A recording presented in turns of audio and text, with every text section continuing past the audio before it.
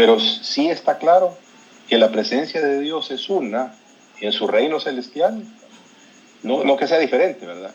Y esa presencia se activa aquí en la tierra,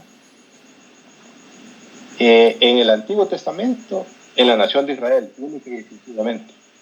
Y ahora en todos aquellos que componemos el cuerpo de Cristo, que la presencia de Dios habita en medio nuestro, está esa relación en medio de su pueblo. No sé si está claro, amados, el tema. Ok. Entonces, por ejemplo, un David puede afirmar, mire, ¿y a dónde me voy a ir de tu presencia? ¿Verdad? Porque está hablando de la presencia global del Señor. Pero en esta tierra, por ejemplo, cuando él peca, en el Salmo 51, le pide al Señor, no me eches delante de ti. O sea, no me saques de tu presencia. Y entonces, ¿cómo es que sí puede estar, que no puede vivir de la presencia de Dios y sí lo puede? Porque son dos dimensiones diferentes. Una es la dimensión terrenal y la otra es la dimensión celestial. Hermana Isabela, ¿y quién más? Claudia, bienvenida. Hola, buenas noches a todos. Buenas noches, amén. Buenas noches. Buenas noches. Está claro, amados, el reino de los cielos con el reino en este mundo. Pastor, una pregunta, y que no es lo mismo desobediencia que pecado, porque si estoy desobedeciendo es como que esté pecando. Sí, pero el problema es que nosotros entendemos por pecado un montón de cosas que realmente no son. Por ejemplo, por decirle algo, hay ciertos círculos religiosos donde dice es que las hermanas no pueden llegar sin mantelina a la iglesia porque es pecado. ¿Me explico? Y dentro del círculo de donde se mueven esas iglesias, para ellos es pecado. Pero Dios en ningún momento afirma que tal cosa sea una realidad. O sea, una hermana que va con su cabello como velo a la casa del Señor es igual a una hermana que va con su cabeza cubierta a la casa del Señor. Y no tenemos que hacer disensión uno de los otros. Pero en el caso del pecado, delante del Señor es todo aquello que se hace en contra de su voluntad. O sea, todo aquello que no es su voluntad. Por ejemplo, ¿verdad? El jardín del Edén. ¿Qué conocemos nosotros como pecado en la actualidad? El emborracharse, el andar mujereando, las drogas, el andar ahí trasnochando, el andar de vago. Bueno, ninguna de esas cosas cometió Adán. Nada, absolutamente nada. No se emborrachó, no andaba mujereando porque no había más mujeres ahí en el jardín del Edén, más que ahorita. No anduvo trasnochando, no anduvo, ¿cómo se llama? Desobedeció el único mandamiento que había, que era no tocar, no comer del árbol de la ciencia. Bueno, y uno dice, y eso fue el pecado. Y por eso estamos en el desmadre que estamos, solo por eso. Sí, porque es una desobediencia a la voluntad del Señor. No sé si está claro. Sí. Gracias. Sí. Tenemos que salirnos del aspecto religioso en el que nos hemos movido siempre y saber que la voluntad de Dios es mucho más extensa que las cosas que nosotros creemos que agradan a Dios. Sí, ¿verdad, pastor? Entonces tenemos que aprender a diferenciar bien lo que Correcto. es religiosidad a lo que es la voluntad pecado, de que Dios. es la desobediencia a sus estatutos. Exactamente. Tiene razón. Exactamente. Claro. Ok, creo que estamos ya la mayoría. Empezamos entonces, hermanos. El día de hoy vamos a descubrir que hay, que no necesariamente tenemos que ver la palabra presencia. Bienvenido, hermana Aranda Verde. Hermana Rosy y Lorena. Una manera como nos enseñaron a nosotros a estudiar la Biblia, y lógicamente, créanme, yo no he ido a ningún instituto bíblico, yo fui educado en las Sagradas Escrituras a través de mis pastores, y lo que aprendieron mis pastores en institutos bíblicos me los enseñaron a mí. Hay cosas que son muy positivas y a la luz de la palabra hay cosas que son negativas, porque lo que fueron a aprender es un método de interpretación sin reconocer que toda la escritura se tiene que, es una sola revelación. La manera como nos enseñaban a nosotros los pastores a estudiar la Biblia en aquel entonces, todo aspirante a pastor o aquel que predicara tenía que tener una concordancia. Una concordancia era un libro grueso, ¿sí? Que por cierto, si van a la biblioteca que yo tengo en la oficina pastoral, ahí están mis libros de ¿cómo se llama? De mis primeros años como pastor. Es un libro grueso, café, me acuerdo. Y entonces, por ejemplo, si uno quería saber en qué pasajes de la Biblia está la palabra presencia, uno se iba a buscar la palabra presencia como un diccionario en la letra P, y ahí le aparecían todos los versículos de la Biblia donde aparecía la palabra presencia. Entonces esa era la manera como predicaban. Si ustedes escuchan algunos predicadores de la vieja guardia todavía, por ejemplo, ¿verdad? Si fueran a hablar del reino de Dios, como no entienden bien el reino de Dios, entonces les van a sacar todos los versículos de la Biblia donde dice reino de Dios, porque así están acostumbrados a estudiar la escritura. El tema es que no necesariamente la palabra presencia tiene que estar ahí para saber que la presencia de Dios está ahí. Y hay otras evidencias, otras palabras, otros instrumentos que utiliza el Señor para demostrar que su presencia está en medio del pueblo. Déjenme compartir la pantalla solo para enseñarles algo que ahora lo podemos hacer por la tecnología que tenemos. Si ustedes ven, por ejemplo, alcanzan a ver esta de logos, ¿cómo se llama?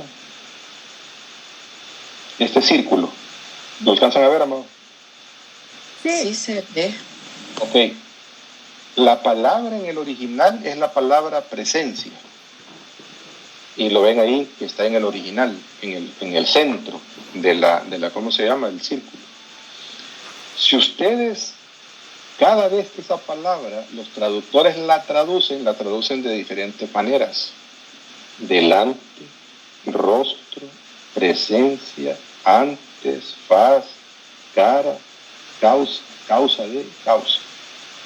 Si ven, si fuéramos a buscar por el método tradicional la palabra paciencia, yo solo tengo ahí, si ven, el círculo, la porción del círculo es el pedazo de pastel que en toda la escritura, lógicamente como es una palabra en hebreo, es solo el Antiguo Testamento, aparece bien poquito.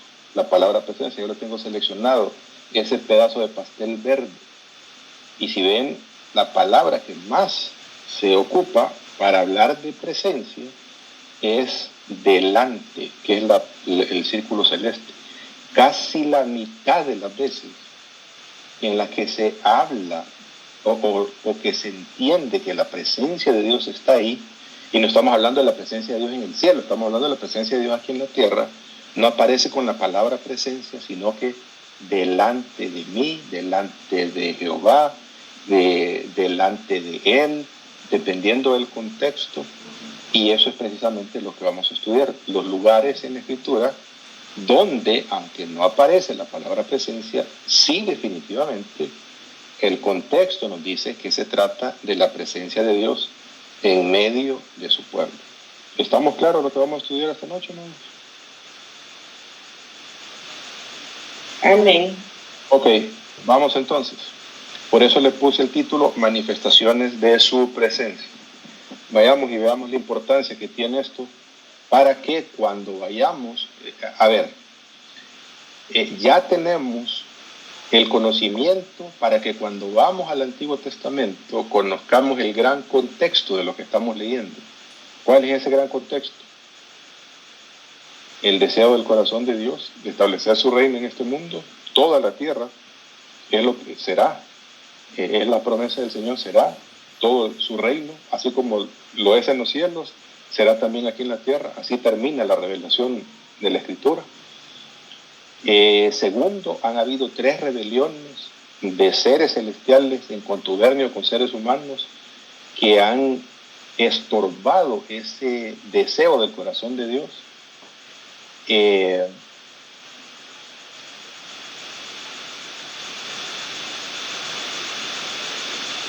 Yo doy la bienvenida.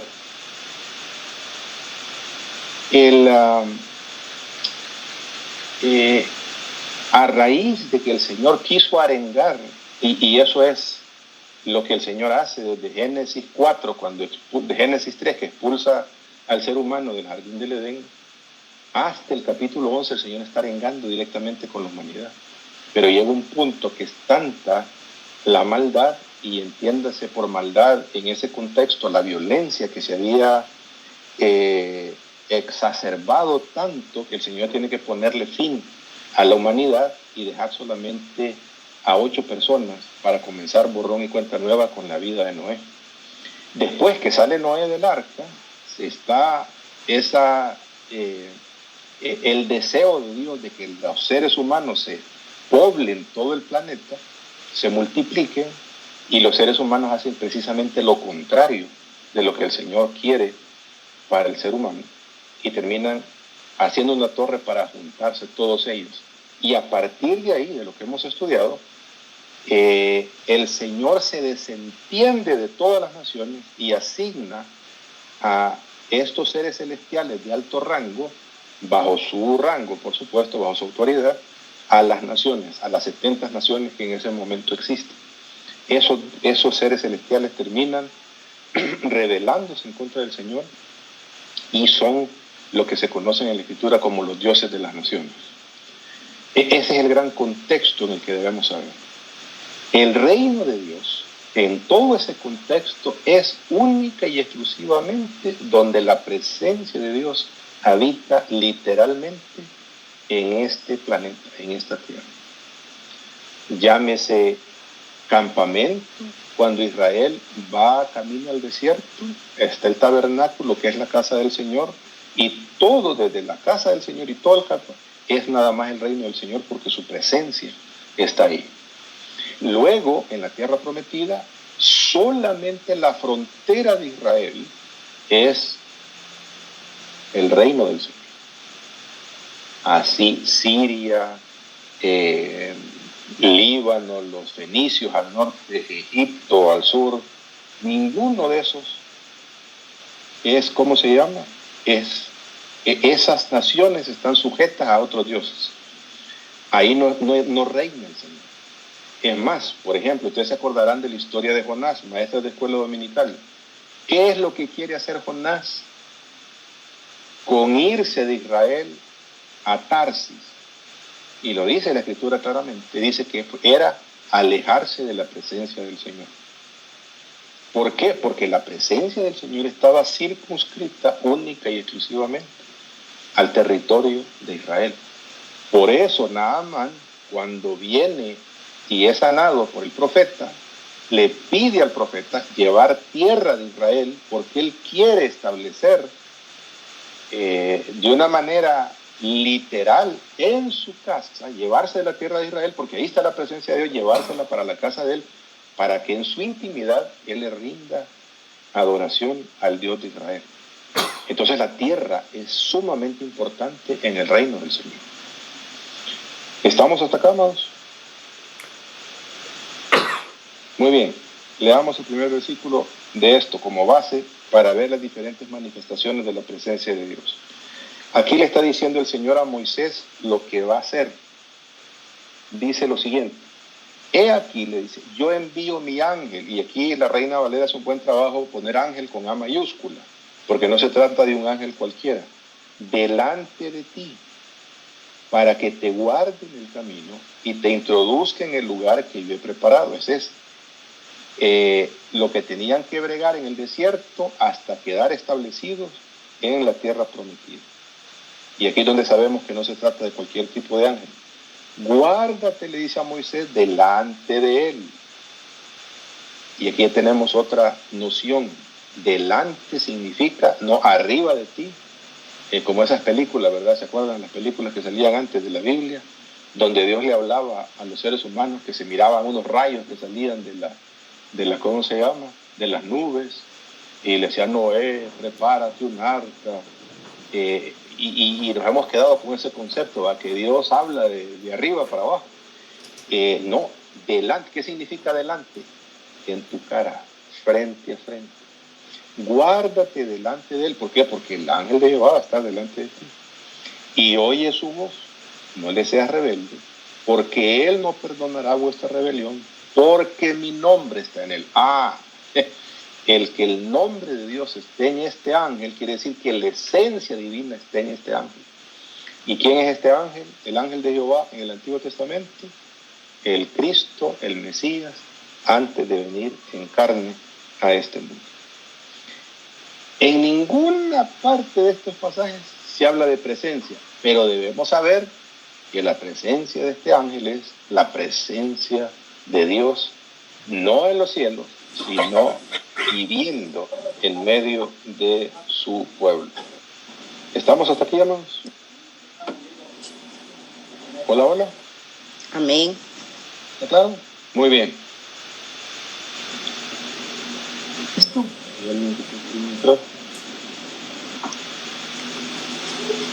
¿O alguien levantó la mano? No, ¿verdad? Solo oí el sonido como que alguien quiere entrar. Pero... Vamos entonces a nuestro estudio.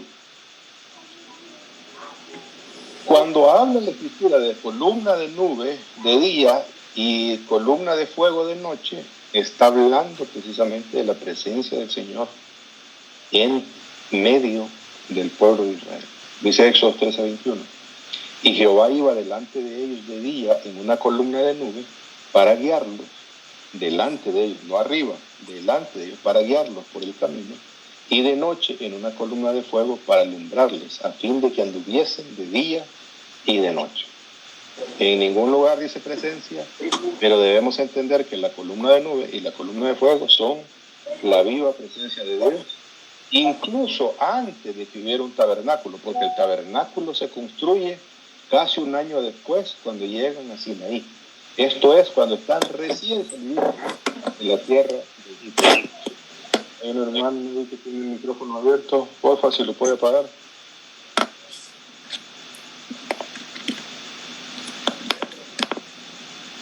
Hola, hola. Muy bien, sigamos. Entonces está claro que la columna de nube y la columna de fuego son la presencia del Señor. Segundo, cuando veamos el arca del pacto, o lo que también se llama el arca del testimonio. Miremos Josué 3:10, que es el pasaje que estamos estudiando el domingo. Y añadió Josué: en esto conoceréis que el Dios viviente está en medio de ti. No dice arriba de ti, no dice sobre ti, dice en medio. ¿Y qué significa en medio? Que camina entre nosotros, que su presencia está ahí entre nosotros. Pero ¿cómo estaba la presencia? Y que él echará de delante de vosotros al cananeo, al eteo, al heveo, al fereceo, al gergeseo, al amorreo, al jebuseo. He aquí el arca del pacto del Señor de toda la tierra pasará delante de vosotros en medio del Jordán. Es que el arca representaba la presencia del Señor. ¿Estamos claros, hermanos? ¿Preguntas? ¿No está claro? ¿Todo en orden? Muy bien. Sí estamos entendiendo que no necesita estar la palabra presencia de Dios para saber que la presencia de Dios está ahí. Sigamos. Muy bien. Número 3, el ángel de Jehová. Y el ángel de Jehová aparece a diestra y siniestra en el Antiguo Testamento. Hay que entender el contexto, ¿verdad? Porque hasta los traductores de la Reina Valera y otras versiones no se dan cuenta por el contexto de lo que está sucediendo, y a veces escriben ángel con A mayúscula y ángel con A minúscula, siendo que se trata del mismo Señor. Jueces 6:22 al 23. Aquí está cuando el Señor se le apareció a Gedeón, y dice la Escritura que se le apareció en forma humana. Él vio un varón debajo de un árbol. Gedeón se da cuenta de que está hablando con un ser celestial. Él no entiende de qué se trata todavía, pero cuando la conversación va tomando más calor, él se da cuenta que se trata del Señor. y va y le hace un sacrificio al Señor, le ofrece un holocausto al Señor. Viendo entonces Gedeón que era el ángel de Jehová, ya ve que la Reina Valera hace mal trabajo aquí, que ángel lo pone con A minúscula, cuando debería, al igual que en Éxodo, ponerlo con A mayúscula. Dijo, Señor Jehová, que estaba más claro que el agua, ¿verdad? Si le dijo Señor Jehová, no es que está hablando para otro lado, está hablando con este ángel, el que le llama el ángel de Jehová y que le llaman Jehová mismo. Que he visto al ángel de Jehová cara a cara. Pero Jehová le dijo, otra vez, el ángel de Jehová es el mismo Jehová, pasa a ti, no tengas temor, no morirás, porque la creencia era de que nadie podía ver cara a cara a Dios y salir con vida, que era como tocar el arca del pacto sin ser uno un sumo sacerdote y no hacerlo una vez por año, era fulminante la relación. Por eso es que el Señor le tiene que decir, no, tranquilo, paz significa que estamos en paz, no pasa nada. Entonces, el arca del testimonio, el ángel de Jehová, la nube, la columna, todo representa la presencia del Señor, no en los cielos, en la tierra, en medio del campamento de Israel. Siguiente, la casa del Señor. Es más que obvio porque ahí en el lugar santísimo es donde está la presencia viva del Señor. Y harán un santuario. Aquí está el Señor dando instrucciones de lo que tenía que hacer el tabernáculo. Ahí harán un santuario para mí y habitaré en medio de ellos. Otra vez, la razón de ser es no que el Señor está allá en el cielo, sino también está aquí en la tierra, a donde su reino es establecido. ¿Preguntas, Claudia? Con el anterior, también me he dado cuenta que cuando en la Escritura habla de un ángel del Señor, que no es nuestro Señor Jesucristo, si alguien les rinde reverencia, ellos detienen esa reverencia. Sí, y si no, anticipadamente les dicen que son un mensajero de parte del Señor, ¿verdad? Que vienen de la presencia y que traen un mensaje, ¿verdad? Pero no fluye una conversación atribuyéndose el puesto de nuestro Señor Jesús. Jamás de los jamás. Estamos hablando, lógicamente, de seres que le son fieles al Señor. Seres que le han sido infieles al Señor, ellos dicen que son el mismo Dios y que eso es lo que han hecho para engañar a las naciones. Ok, sigamos. Señor, también cuando se habla del rostro del Señor, no lo está haciendo de una manera metafórica, está hablando de ver al Señor cara a cara. De que cuando dice que le resplandezca el rostro de Dios, está hablando que Dios se agrade, que yo halle gracia delante del rostro del Señor, delante de su presencia. Mire, Levítico 20 del 1 al 3.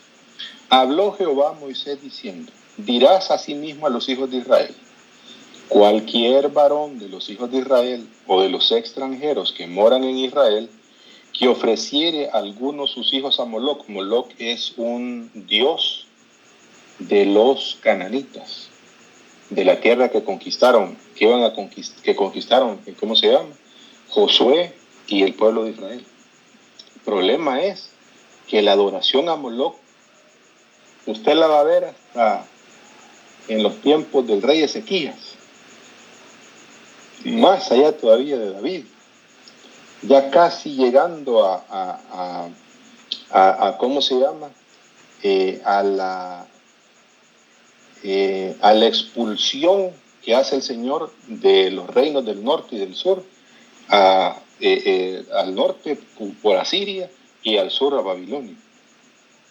Ese Moloc es importantísimo, no importantísimo, sino que es un Dios que cobra relevancia a raíz de la creencia, y esto lógicamente no es simplemente un Dios de metal, hay una entidad espiritual detrás de esto, ¿verdad?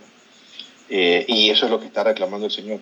cualquiera de ustedes, ya sea de Israel o extranjero, está hablando de gente que pertenece al campamento del Señor, que ofreciere alguno de sus hijos a Moloc, porque Moloc reclamaba que para hacer favores había que dar a sus hijos y ser calcinados prácticamente en sus brazos, en esos brazos de hierro que tenía este Dios que reclamaba ese sacrificio para hacerle favores a las personas.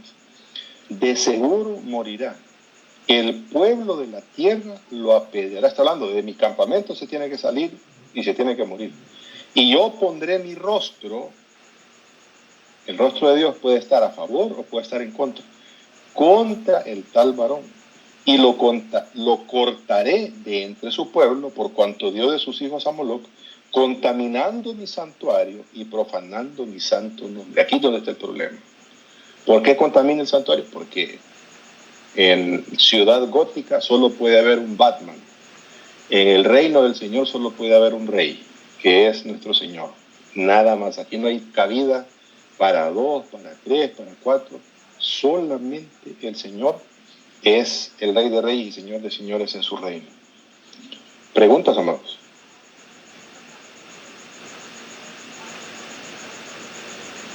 ¿Está claro? Ahorita no, sí, gracias. Ok, vamos. Cuando habla también de su nombre,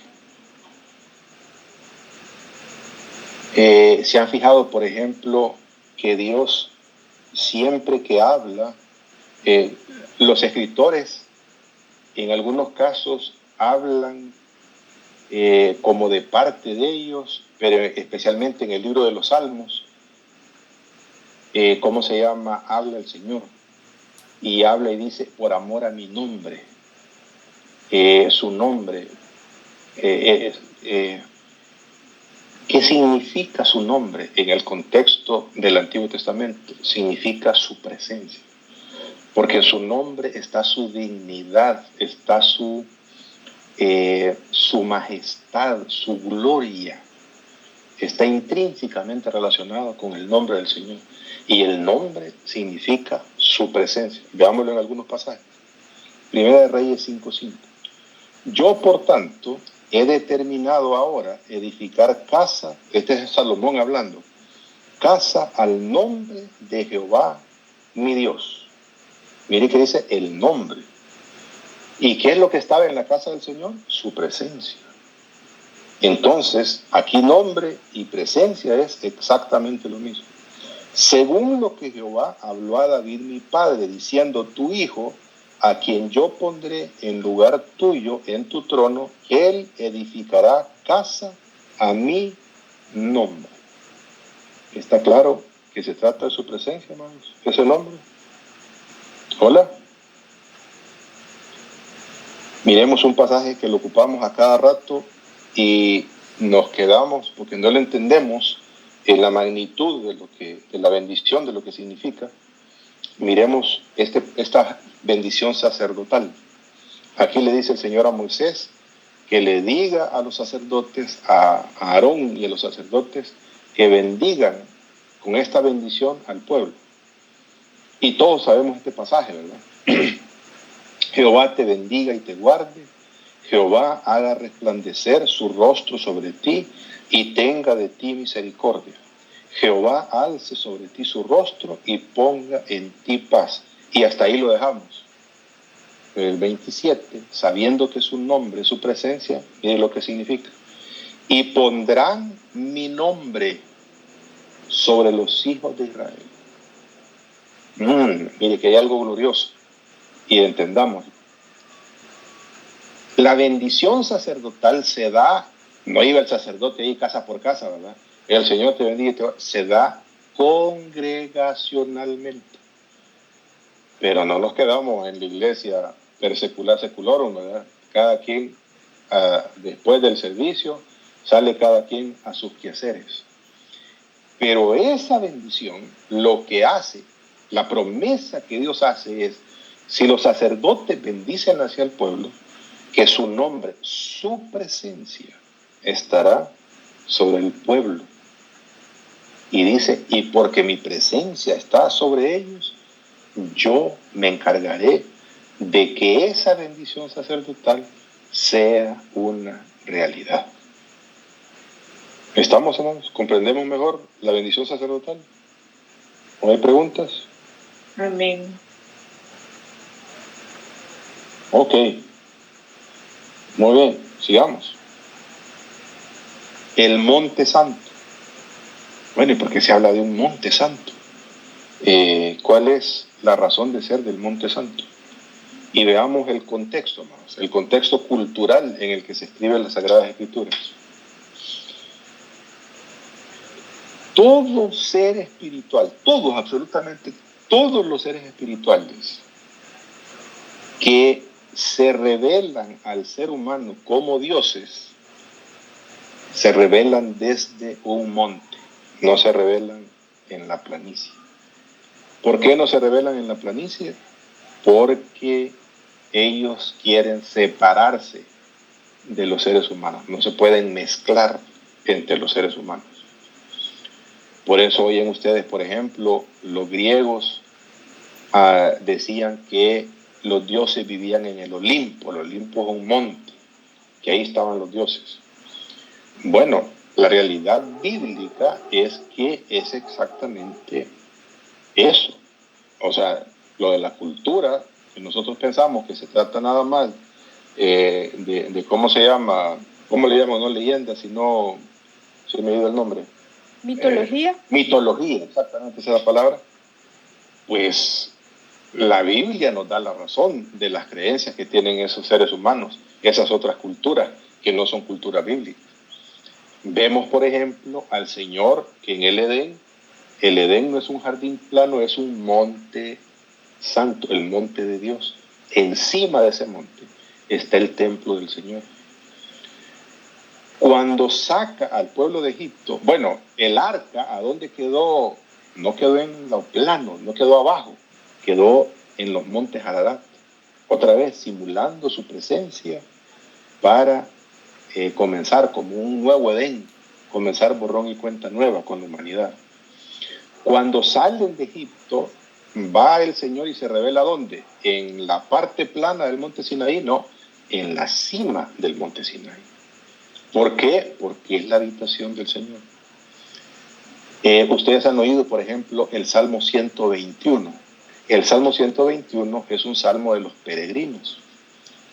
Desde el Salmo 117, si no me equivoco, hasta el Salmo 134, eran salmos que se cantaban cuando israelitas que vivían en el extranjero subían al templo hasta Jerusalén para celebrar la Pascua del Señor, porque en ese tiempo la Pascua, cuando salieron de Egipto, se celebró casa por casa, pero cuando ya entraron a la tierra prometida, el Señor dijo, solamente en el templo van a celebrar la Pascua, para que nadie hiciera sus versiones de Pascua, ¿verdad? Sino que tuvieran una sola razón de ser de la Pascua. El Salmo 121, ¿qué dice? Lo cantaban exactamente cuando entraban a la tierra de Israel.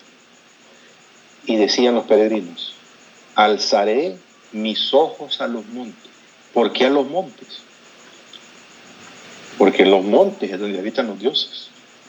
En los montes, si ustedes se acordarán, por ejemplo, una de las frases comunes que uno encuentra después de el reinado de ¿cómo se llama?, de Salomón, es que y en los, ¿cómo dice la Biblia? En los montes altos, no dice los montes altos, sino que lugares altos. Los lugares altos. ¿Por qué los lugares altos? Porque ahí es donde se manifestaban esos dioses. Entonces dicen los peregrinos, alzaré mis ojos a los montes, ¿de dónde viene mi socorro? No, dice, no viene de ninguno de estos dioses. Mi socorro viene de Jehová, que hizo los cielos y la tierra.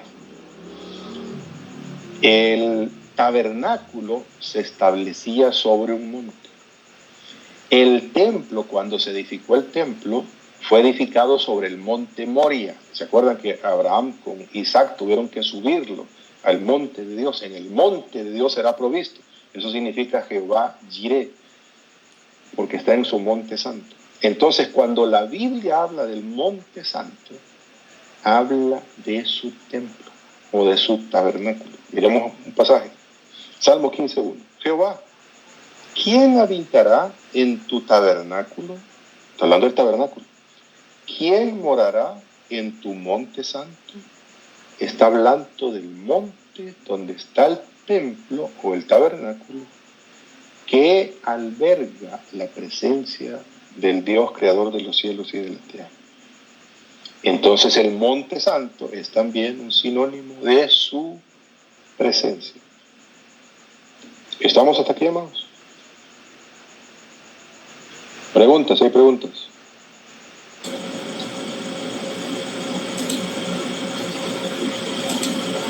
¿Todo bien? ¿Todo en orden? Muy bien, sigamos. Porque hay un tema que quiero tocar con ustedes aquí que es importante. Delante de ti, cuando se habla delante de ti y ese ti está haciendo referencia a Dios, está hablando precisamente de su presencia. Miremos Salmo 51:11. Aquí está orando David diciendo: no me eches de delante de ti y no quites de mí tu Santo Espíritu. ¿Qué es lo que está pidiendo David? Señor, no me desterres de la tierra de Israel. Ni siquiera está diciendo: no me quites la corona. Déjame a mí de peón, de soldado, de lo que fuera, por mi pecado, pero no me deseches, no me saques de la tierra de Israel. ¿Por qué no? Porque yo no voy a ir a servir a otros dioses. Yo voy a servir al Dios de Israel. Y no quites de mí tu Santo Espíritu, porque el Espíritu de Dios venía sobre los ungidos, aquellos que eran ungidos con aceite, para hacer cosas sobrenaturales en favor del reino del Señor. Por cierto, amados, unción, lo que significa, la unción que el aceite que se derramaba sobre el profeta, el sacerdote, el rey o el sumo sacerdote, lo que significaba era que el reino de Dios celestial, había un fulano, un ser humano, donde ese reino venía sobre él para administrar los asuntos de Dios aquí en la tierra. Por eso es tan importante el ungido en el Antiguo Testamento. Por eso David, cuando Saúl lo anda buscando para matar, dice: no, yo no voy a tocar al ungido de Jehová, porque es la intersección, el aceite representaba esa intersección del reino de los cielos aquí en la tierra. Por eso todo lo que a los que se le aplicaba aceite era el lugar donde la presencia gloriosa del Señor se movía en esta tierra. Veamos entonces con esa lupa el Salmo 133, que es muy mal entendido con lo del aceite de Aarón. Y recordemos que dice: ¿cómo dice? Se me olvidó el Salmo 133. Mirad cuán bueno y cuán delicioso es habitar los hermanos juntos en armonía. Ese Salmo 133 es siempre canto de los peregrinos. Y el Salmo 134 era el último que se cantaba cuando ya llegaban a Jerusalén. Mirad, bendecida Jehová, vosotros los siervos de Jehová. Es el Salmo 134. El Salmo 133 dice: mirad cuán bueno y cuán delicioso es habitar los hermanos juntos en armonía. Dice: es como el buen óleo que es derramado sobre la cabeza de Aarón y que baja al borde de sus vestiduras. ¿De qué está hablando? Es que algunos predicadores, es que Aarón, ese era el perfume con el que se bañaba. No está hablando de perfume, hermano. Está hablando del momento cuando Aarón fue ungido para ser sumo sacerdote por Moisés. Fue consagrado para ser. ¿Qué es lo que está diciendo entonces el salmista? ¿De qué se trata esto? ¿De qué va? Porque es la comparación con el óleo que cae sobre la barba de Aarón, que desciende sobre las vestiduras de Aarón. Está hablando de que es en la comunión de los hermanos que el reino celestial desciende para establecerse aquí en la tierra. Y el aceite lo que representa es esa intersección de lo divino con lo humano, eso que siempre, ese anhelo que Dios siempre ha querido. Y por eso termina el Salmo diciendo, porque ahí envía el Señor bendición y vida eterna. ¿Por qué? Porque es la intersección entre el cielo y la tierra, donde Dios habita en la armonía, en la comunión de sus santos, en la alabanza de su pueblo, en medio habita. Es esa presencia la que emana bendición y vida eterna para los hijos de Dios. ¿Estamos, amados? ¿Hasta acá? Muy bien, sigamos. Sus alas o sus plumas. Aquí ya el Señor emplea una metáfora, una comparación, un símil, si lo quieren ver ustedes así. Bueno, porque no dice cómo, ¿verdad? Sino que siempre habla de sus alas, es entonces una metáfora. Sus alas o sus plumas. Miremos lo que dice. Éxodo 19:4. Vosotros visteis lo que hice a los egipcios y cómo os tomé sobre alas de águilas. Bueno, fueron alas de águilas de verdad, las que sacaron a la nación de Israel para llevárselos al desierto. No, está comparando él que su presencia en medio de Israel fue la que facultó a la nación de Israel salir rompiendo toda cadena de esclavitud que había con Egipto. Las alas del águila significan esa protección, ese amparo, ese amor que Dios tiene por su pueblo. Cuando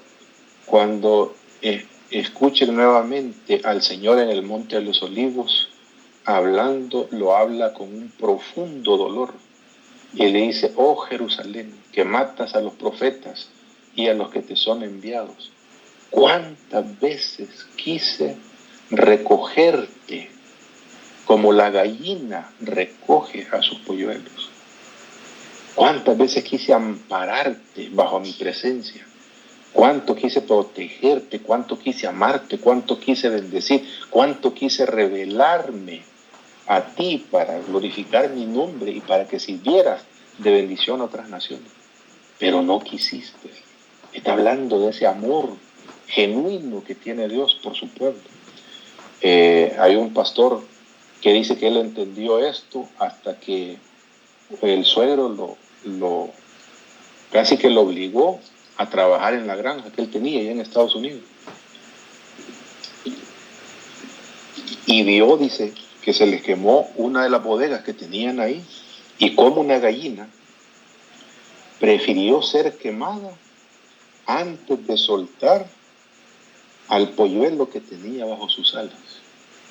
A pesar del calor, a pesar del que se estaba consumiendo, nunca, dice él, soltó al polluelo que tenía bajo sus alas. Esa es la manifestación del poder de Dios, del amor de Dios por cómo se ama por su pueblo, las alas del águila. Salmo 91, que es un salmo que lo conocemos todos, en el versículo 4 dice, con sus plumas te cubre. ¿Es que Dios tiene plumas? No, de manera simbólica, de manera metafórica. Con sus plumas te cubrirá y debajo de sus alas estará seguro. Escudo y adarga su presencia te va a amparar. Por eso van a oír ustedes a los antiguos cuando hablan de cuál es el lugar de refugio cuando viene la tormenta, cuando viene el aluvión, cuando viene la hora difícil. Siempre van a hablar de la casa del Señor.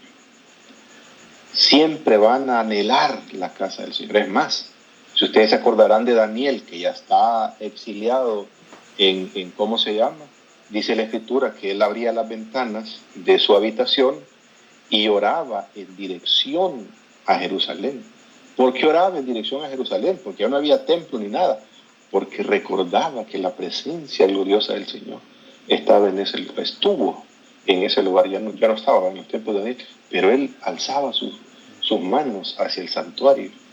Alzaré mis manos al santuario. Cuando alzaré mis manos al santuario, alzaré mis manos a tu presencia, pero no a los cielos, sino ahí a ese monte santo donde habita tu presencia. Eso es lo que está diciendo la Escritura. Preguntas, hermanos. Hasta acá. Hola, hola. ¿Estamos claros? Muy bien. Hoy nos vamos a meter en camisa de 11 varas. A ver cómo salimos de esto. Hay otra manifestación de la presencia de Dios, y es cuando Él se manifiesta como el jefe de los ejércitos celestiales, el comandante en jefe de los ejércitos celestiales. Y aquí donde hay ciertos paradigmas que tenemos nosotros acerca de Dios. Es que Dios es amor, es que es misericordioso, es que bla, bla, bla, bla, bla, bla, bla, bla, bla, bla. Pero se nos olvida que Dios también es un Dios de justicia. Veámoslo en acción, al jefe de los ejércitos celestiales. Y aquí lo vamos a detener un poquito. Este es Josué, que acabamos de tener este devocional. Ya Josué, amados, a estas alturas tiene la bendición del Señor. Le dice el Señor que Él va a estar con él.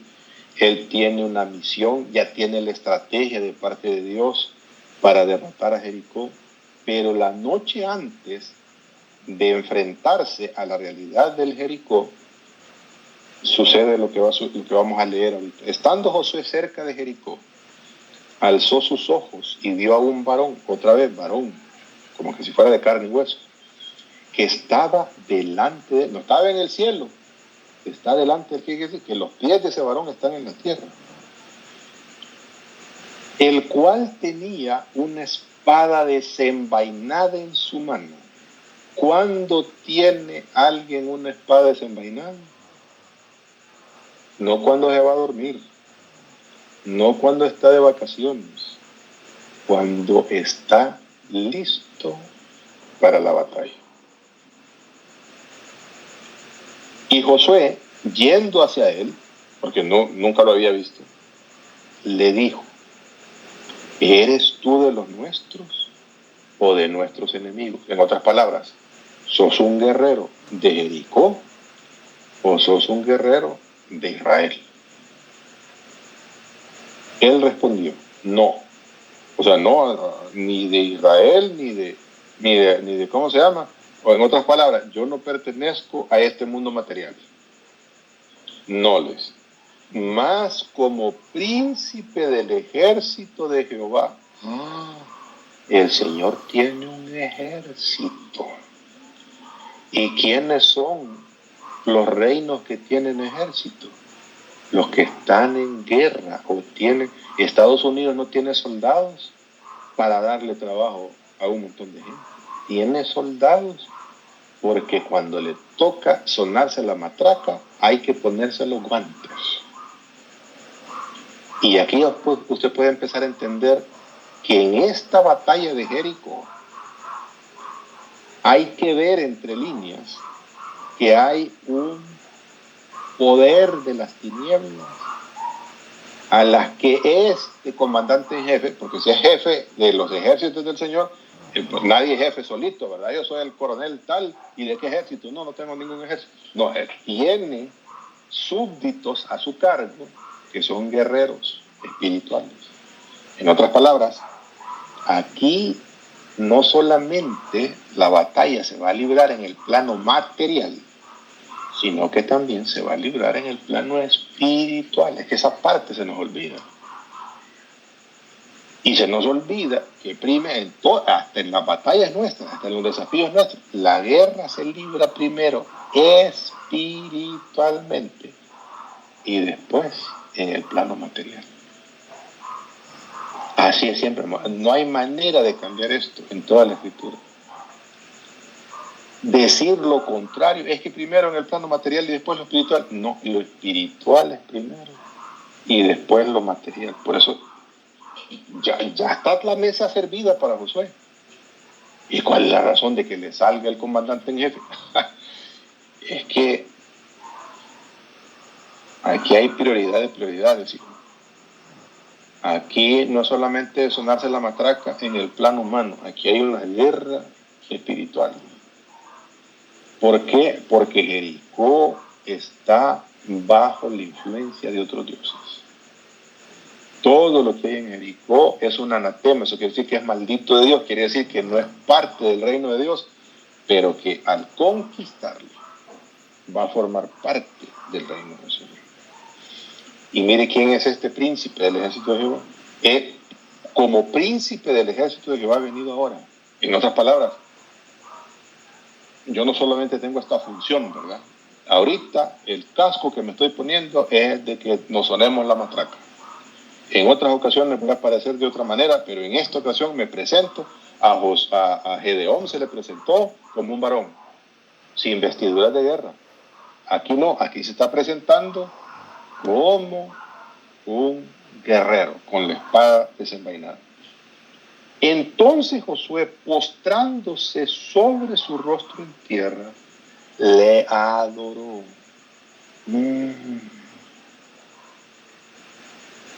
Este no es un ángel cualquiera. Esto no es un varón cualquiera. Este guerrero al frente de los ejércitos de Jehová es el Rey de Reyes y Señor de señores. Y Josué lo supo y le adoró. Hermano, no hay ningún ángel, como decía Claudia, no hay ningún ángel fiel al Señor que reciba adoración. Con solo esa frase usted sabe que se trata de nuestro Señor Jesucristo. Y le adoró y le dijo: ¿qué dice mi Señor? Aquí cambia la cosa. Discúlpeme porque yo no sabía que usted era el jefe.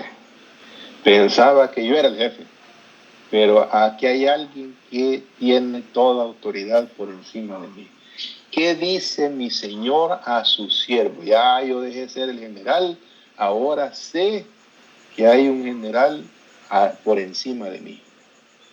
Y el príncipe del ejército de Jehová respondió a Josué: quita el calzado de tus pies, porque el lugar donde estás es santo. Y Josué lo hizo. ¿A qué le suena esta frase? A lo que el Señor hizo en la zarza ardiente con Moisés. Quita las sandalias. ¿Qué significa quitar las sandalias de tus pies? Que tenés que someterte enteramente a mi voluntad. Esto no es opcional. Aquí no es que si querés, que si podés, que si mañana, que si mi tía, que si mi mamá. Fuera el calzado, porque no te podés subir ni una pizca de la planta de tus pies en tu vanidad, en tus pensamientos, en tu posición, como para que se haga tu voluntad y que no se haga la mía. Y Josué lo hizo. ¿Por qué era santo el lugar? Porque la presencia del Señor estaba ahí. La pregunta del millón es, amado, ¿y peleó este príncipe en Jericó? Y la respuesta es que sí. Si es que nadie se pone pijama para ir al trabajo, nadie se viste para dormir, ningún guerrero se cambia de ropas, se pone las ropas de guerra y se saca la espada de la vaina para descansar. Aquí se la está sacando para pelear.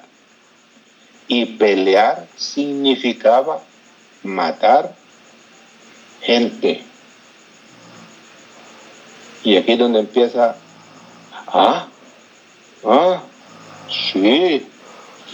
Y ya lo vamos a ver más adelante para que quede claro. ¿Está claro hasta acá, amados, lo que pasó con Josué? ¿Estamos claros de qué se trata? Claudia, sí. Vanessa. Con esto, igual cuando leí este pasaje bíblico que me encantó y que cabal ahí entendí que literalmente el Señor estaba ahí.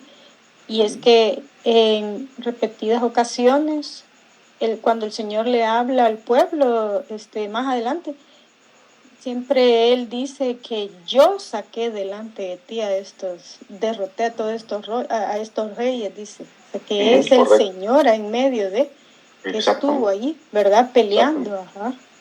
Exactamente. El capítulo de hoy parece un capítulo que cuesta leerlo, pero si uno se da cuenta, o sea, si entiende todo el contexto de lo que está pasando, está hablando el Señor. Mira, yo te he dado la facultad a Moisés y a ti, Josué, te he dado la facultad para establecerte en esta tierra. En otras palabras, lo que es imposible en la carne, porque estos 3 pelones que llegaron a pelear con esta cantidad de guerreros que eran como la arena del mar, la victoria solo se obtiene si Dios pelea a favor de su pueblo. Estamos. Sigamos más adelante para que veamos al ángel de Jehová con sus vestimentas de guerra peleando a favor de su pueblo. Primera Crónica 21:16. Aquí David ha censado al pueblo y ha habido una matancinga de parte de Dios a cómo se llama al mismo pueblo de Israel. Y si uno lee el contexto, lo que está sucediendo es que había mucha maldad en Israel. Y el Señor lo que está haciendo es depurando esa maldad. David entiende que por él es que está viendo esa matancinga, porque el Señor le dio a escoger, porque había censado al pueblo, de 3 opciones una. Y David prefirió decir, me pongo en las manos del Señor, porque el Señor va a tener misericordia de nosotros. Cuando David ve que el ángel, que un ser espiritual, un ente espiritual, viene hacia Jerusalén, que es donde está la mayoría de la población, miren lo que sucede.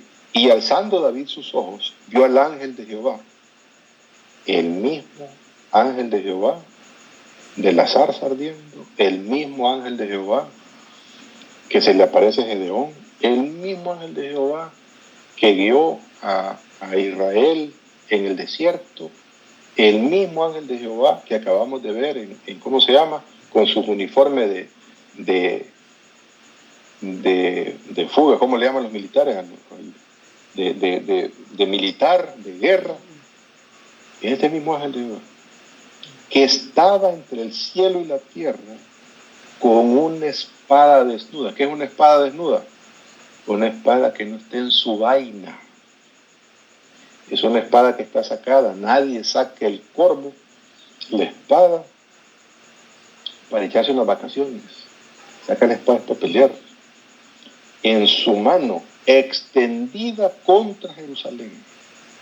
Entonces David y los ancianos se postraron sobre sus rostros, cubiertos de cilicio. Aquí tuvo Dios misericordia de que el ángel de Jehová no entrara.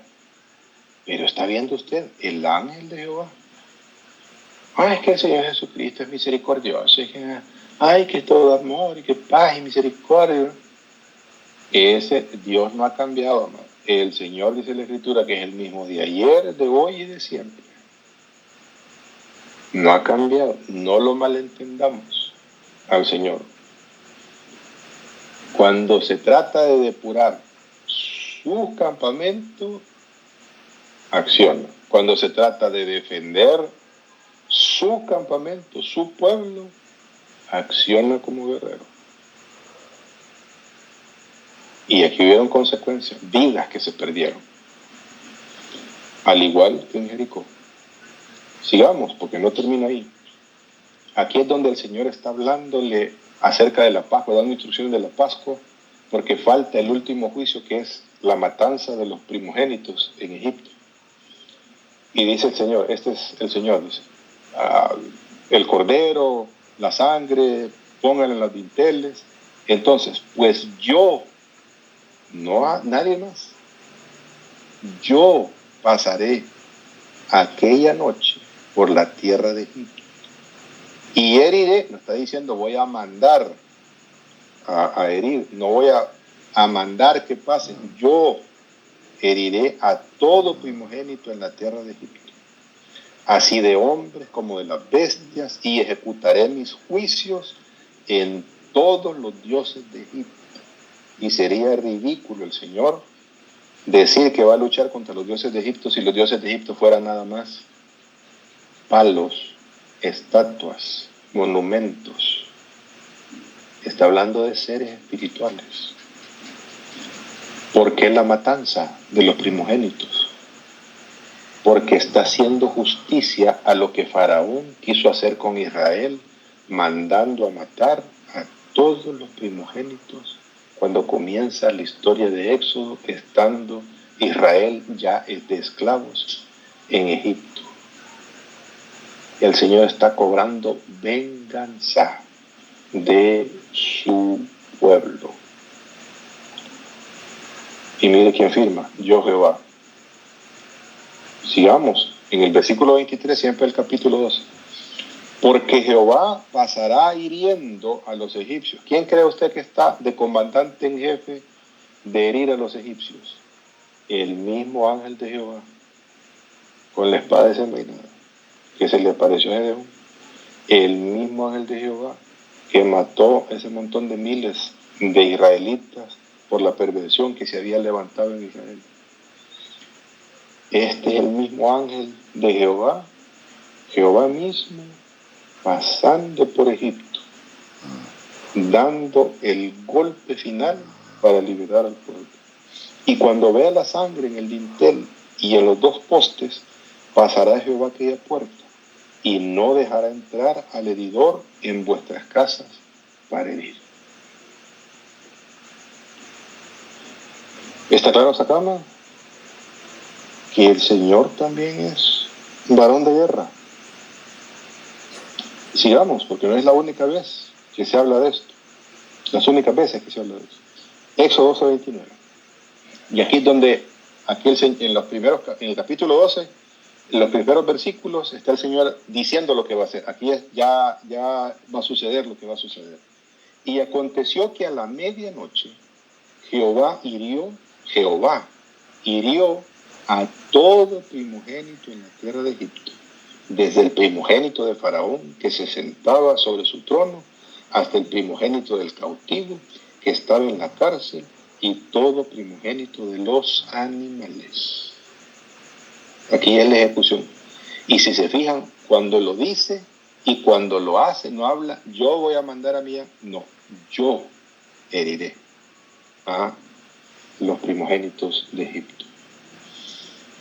Otra vez, en lo que aparece también el ángel de Jehová, es cuando Asiria invade en los tiempos del rey Ezequías a Judá. Pregunta, Emma.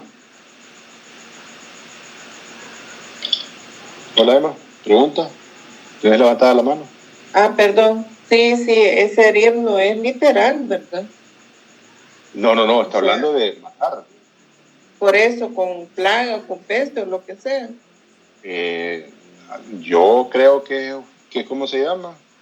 Que esa espada que tiene el Señor, aunque es de carácter espiritual, también cuando se materializa mata gente. O sea, uno por uno.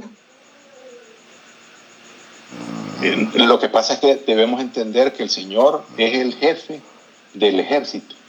Ok. Ajá. O sea, no es que va uno por uno matando por uno.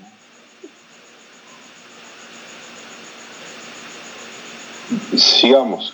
Le decía yo que la siguiente vez es cuando el ángel de Jehová interviene para hacerle frente a miles y miles del ejército de Asiria que han llegado en los tiempos del rey Ezequías. El rey Ezequías es de la casa de David, descendiente de la casa de David, un hombre fiel al Señor, y que Dios permite que el único bastión de Judá que quede en defensa de los intereses de Judá sea Jerusalén. Y cuando están a punto de entrar a Jerusalén, es cuando el Señor interviene a raíz de la petición que hace Ezequías, y que el profeta Isaías le dice que no le tenga miedo. Y aconteció que aquella misma noche salió el ángel de Jehová, otra vez la Reina Valera me la puso en minúscula, y mató en el campamento de los asirios a 185,000. Y cuando se levantaron por la mañana, he aquí que todos eran cuerpos de muertos. ¿Qué aprendemos de todo esto, hermanos? Primero,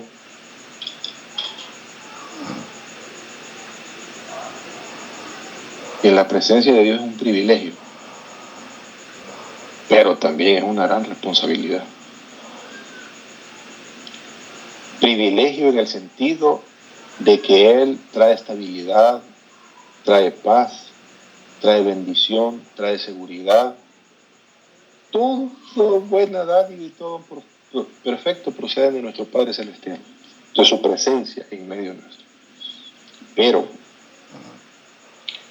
cuando se trata de depurar su campamento santo, mete el cuchillo. Y cuando se trata de defender su campamento santo, saca la espada. Porque su presencia es una presencia, el deseo del corazón de Dios en toda era es habitar en medio de su pueblo. Siempre, siempre, siempre. Eso no lo va a cambiar nada ni nadie. Ese es el deseo del corazón de Él. Así va el reino del Señor, así va en su estado perfecto, así va a concluir por la eternidad de la eternidad. Pero está en nosotros, amados, como hijos de Él, como redimidos, entender y más allá de entender, vivir la gloriosa presencia del Señor. Disponer nuestra vida, nuestros corazones, nuestro tiempo para estar en la presencia del Señor. Subir con la actitud correcta a la presencia del Señor. Subir con un corazón de adorador, con un corazón agradecido a la presencia de nuestro Dios. Y cuando toca pedirle perdón al Señor, también hay que pedirle perdón al Señor. No podemos. Dios rechaza a todo aquel que con corazones llenos de orgullo, llenos de vanidad, llenos de prepotencia, quieren manosear la presencia del Señor. Pero Dios bendice y recibe y da gracia al que es humilde, al corazón contrito y humillado. Dice su palabra, Él no va a menospreciar. Porque Él sabe cuál es su posición en todo esto. Y nosotros, hermanos, debemos entender que la presencia del Señor amerita que nosotros demos lo mejor de nosotros cuando subimos a su casa. Lo mejor de nuestra actitud, lo mejor de nuestro tiempo, lo mejor de nuestro ánimo, lo mejor de nuestra disposición para estar en su presencia. Debe ser una necesidad en la vida de un cristiano.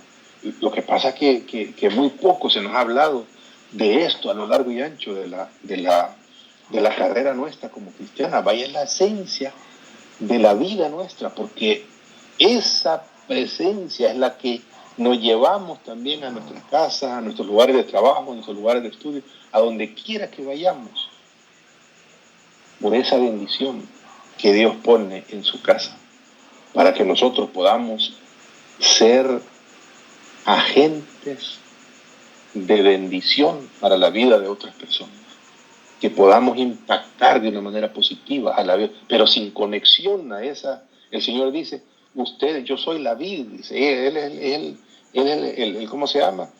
El árbol, y ustedes son los pámpanos. Los pámpanos son de lo que sale de las ramas, las ramitas esas que producen fruto.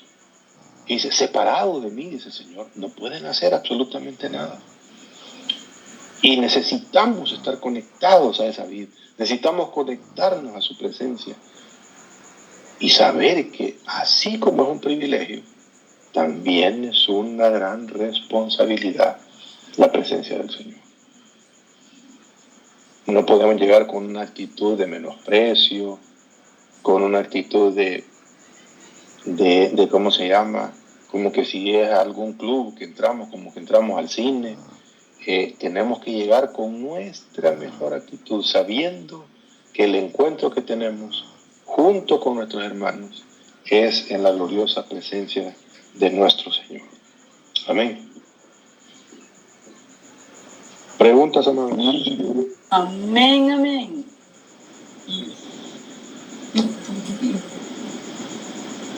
Y entonces necesitamos cantar alegremente al Señor, amados. A mí me preocupa que, ¿cómo se llama? Que nos alabamos, que tenemos. Porque no sé quién le ha enseñado en general, a todos los ministerios de alabanza, es que los coros alegres son alabanza y los coros tristes son de adoración. No, todo es adoración al Señor. Y todo si ustedes, ¿cómo se llama? Uno de esos salmos habla de cómo se llama, de que los babilonios le pedían a los israelitas y les decían, ¿por qué no cantan esas canciones alegres de Sion? Porque son canciones alegres, y es que el nombre del Señor hay que celebrarlo. Hay que festejarlo, es una fiesta la que debemos tener. Cuando nos invitan a una boda, mandamos el traje a la drag y ¿cómo se llama? Chaineamos los zapatos, porque es un ambiente de boda, es un ambiente de fiesta. Pues ese es un ambiente de fiesta el que debemos tener en la presencia de nuestro Dios.